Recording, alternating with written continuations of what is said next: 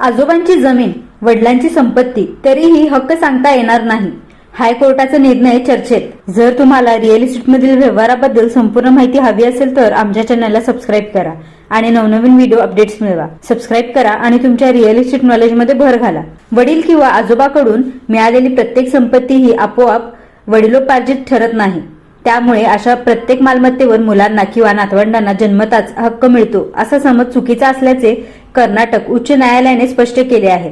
मालमत्तेचा हक्क ठरवताना ती संपत्ती नेमकी कशी मिळाली आहे हे सर्वात महत्त्वाचे असल्याचे न्यायालयाने सांगितले. हिंदू मिताक्षरा कायद्याचा संदर्भ देत न्यायालयाने स्पष्ट केले की एखादी मालमत्ता अनेक पिढ्यांमधून पुढे आली म्हणून ती थेट पैतृक संपत्ती होत नाही. त्या मालमत्तेचे मूळ स्वरूप आणि ती मिळवण्याची पद्धत यावर तिचा कायदेशीर दर्जा ठरतो.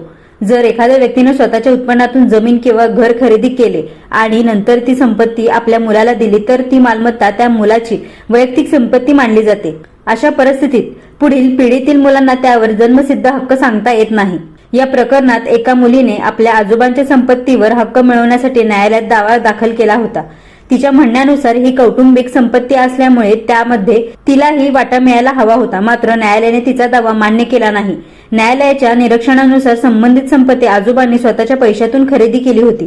ती संपत्ती आजोबांनी स्वतः खरेदी केलेली असल्याने ती वैयक्तिक मालमत्ताच राहिली. ती मालमत्ता वडिलोपार्जित नसल्यामुळे नातवंडांना त्यावर हक्क सांगता येत नाही.